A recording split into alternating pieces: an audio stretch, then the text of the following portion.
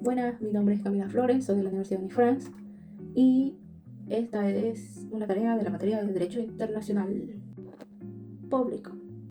Hoy analizaremos el video que subió el Sistema Universal de Protección de Derechos Humanos de Fabián Salvioli.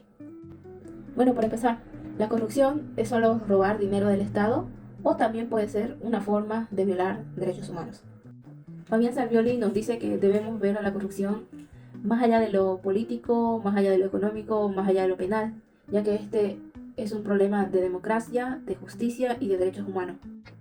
Porque cuando se roba dinero público, no solo desaparece la plata del Estado, sino también desaparecen los medicamentos a los cuales ese dinero pudo haber sido destinado, escuelas, hospitales, alimentos, viviendas y oportunidades para la población.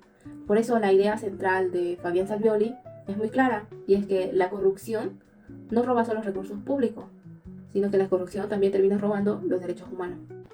Según Fabián Salvioli, dice que en América Latina existe una idea equivocada de pensar que la corrupción está más relacionada con la democracia. Muchas personas dicen, antes no había tanta corrupción o en democracia todo es corrupción, pero Salvioli explica que esta es una percepción falsa. ¿Por qué? Porque en democracia los hechos de corrupción se conocen más. Hay prensa, denuncia, oposición, sociedades civiles, defensorías del pueblo, oficinas de anticorrupción y controles institucionales. En cambio, en una dictadura, aunque hay corrupción, esta no es denunciada, ya que no hay la libertad de prensa, no existen los jueces independientes y muchas veces la misma población tiene miedo de hablar. Es por eso que se dice que nunca una dictadura es más transparente que una democracia. Para él las dictaduras han sido mucho más corruptas porque además de robar recursos también se persiguen a personas, desaparecen opositores, torturan y destruyen instituciones. Entonces, desde una mirada del derecho internacional público, la democracia también no debe verse o no debe entenderse solo como votar cada 5 años, sino que una democracia real también necesita transparencia, independencia judicial, control ciudadano y respeto hacia los derechos humanos. El punto más importante de lo que menciona Salviotti en el video es que él conecta la corrupción con los derechos humanos. Él explica que el fin de la política es garantizar derechos. Por ejemplo, una política de salud busca garantizar el derecho a la salud, una política educativa busca garantizar el derecho a la educación, una política de vivienda busca garantizar un derecho a la vivienda digna. Entonces, cuando el dinero destinado a estas políticas se desvía por la corrupción, el Estado deja de cumplir su función. Un ejemplo sencillo sería si el Estado destina dinero para comprar medicamentos, pero una parte de ese dinero se roba o se paga con sobreprecio. El daño no es solo económico, el daño es real porque van a haber personas enfermas que no van a recibir la atención médica adecuada. Ahí es cuando la corrupción va a afectar al derecho a la salud. Es por eso que la corrupción debe verse como uno de los obstáculos más graves del disfrute de los derechos humanos, porque aparte de quitar los recursos al Estado, le quita la función a ese Estado de garantizar derechos. En palabras simples, cuando hay corrupción, alguien siempre paga las consecuencias y casi siempre las pagan las personas más vulnerables. Es por eso que los estados son los encargados de garantizar que estos derechos se cumplan de manera progresiva y se usen al máximo los recursos disponibles. En estos incluyen la educación, la salud, la vivienda, la alimentación y la seguridad social.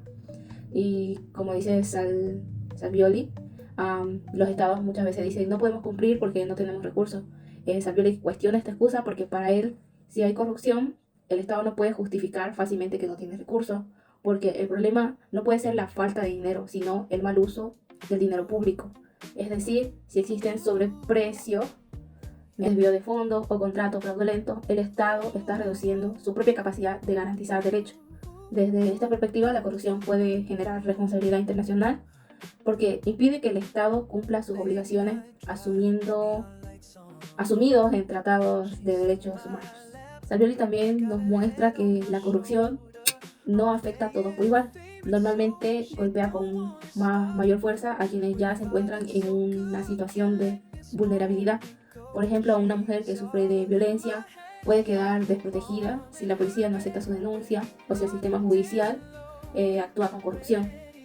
Otro caso sería de que un pueblo indígena puede verse afectada en su territorio si no se le hizo la consulta previa a cualquier decisión que se tome dentro de su territorio y ésta se manipule mediante intereses económicos o políticos.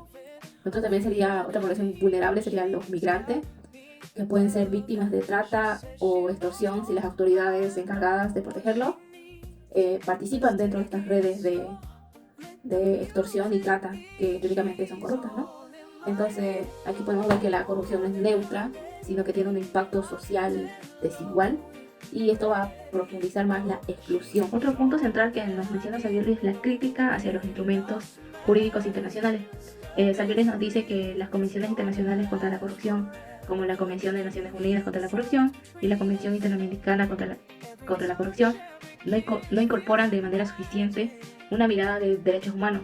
Según Saviola, dice que ni siquiera los preámbulos de estas convenciones mencionan expresamente los derechos humanos y tampoco reconocen a la corrupción como violación de derechos humanos. Es por eso que los tratados clásicos de derechos humanos tampoco mencionan la palabra corrupción.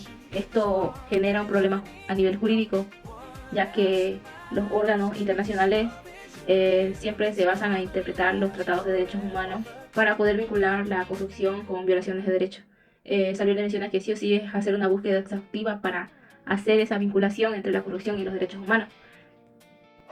Pero esto solo deja una interpretación subjetiva de decir de que sí, tal vez si se hace un análisis profundo, sí se puede identificar que la corrupción vulnera estos derechos humanos, pero no está expresamente escrito en un artículo o en una base conceptual de estos tratados o convenciones. Saviola también nos menciona que una manera de combatir la corrupción es habilitar un nuevo derecho, que es el derecho a la transparencia, en donde las personas tengan por derecho el acceso a saber qué es lo que hace el Estado con sus recursos públicos, saber qué decisiones va a tomar el Estado para la salud, para la educación, para el saneamiento, entre otros. Ya que si no existe este derecho a la transparencia, la ciudadanía no va a poder controlar al Estado, no va a poder conocer cómo se usan esos recursos públicos y no puede exigir responsabilidad. Entonces podemos decir que el luchar contra la corrupción no solo es castigar a funcionarios que derrocharon los recursos públicos de un Estado, sino que es defender esos hospitales, defender escuelas, defender la justicia, defender vivienda, pueblos indígenas, mujeres, niños y personas vulnerables.